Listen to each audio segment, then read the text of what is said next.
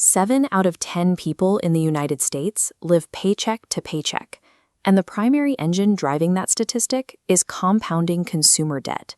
Earning a massive income doesn't automatically protect you. During his career as a professional boxer, Mike Tyson accumulated over $300 million, yet he still filed for bankruptcy with $30 million in debt. Credit card debt operates invisibly. Lenders have spent decades institutionalizing a system designed to lock consumers into a perpetual cycle of minimum payments, turning minor purchases into permanent liabilities. Acquiring money rarely solves the underlying crisis. The actual threat is the relationship between our consumption and our ability to manage what we owe. This chart visualizes a strategy known as the debt avalanche. It's the traditional, rational advice, where you target the debt with the highest interest rate first to theoretically save the most cash over time. But here's the flaw in that logic. If your highest interest rate is attached to a massive balance, you can make payments for months, and that progress bar will barely move. When faced with a massive, slow-moving math problem and zero visible progress, humans experience the ostrich effect. We freeze. We stop opening the envelopes, and we actively avoid looking at our financial reality. Logic provides the plan, but emotional momentum provides the follow-through. A mathematical model fails the moment a person loses the willpower to open the next envelope. To actually escape the cycle, you have to stop thinking like an accountant and start acting like a behavioral psychologist.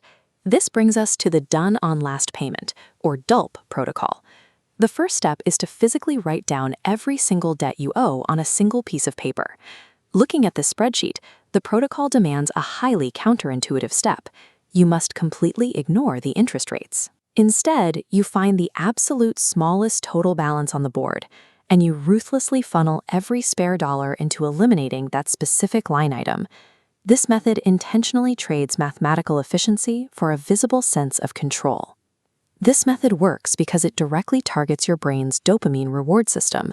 By focusing all your resources on the smallest balance, you can wipe it out in a matter of weeks instead of years.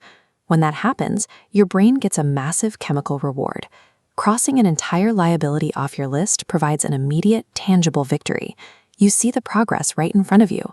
That manufactured win proves to your brain that the system can be beaten. It instantly overrides the ostrich effect and restores the exact willpower you need to keep fighting. Eliminating that first small debt is just the catalyst. What follows is a compounding chain reaction.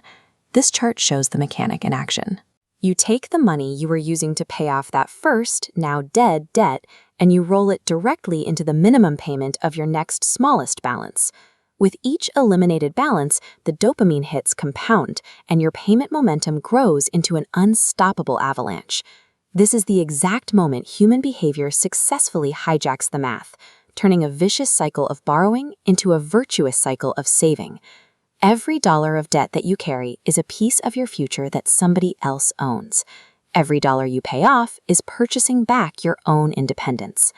You cannot conquer a mountain by staring at the peak and allowing yourself to become paralyzed by the scale of the climb. You win the war by clearing the smallest pebbles out of your path first, securing the immediate psychological wins necessary to keep moving upward. Debt is defeated when the strategy prioritizes human endurance over mathematical perfection.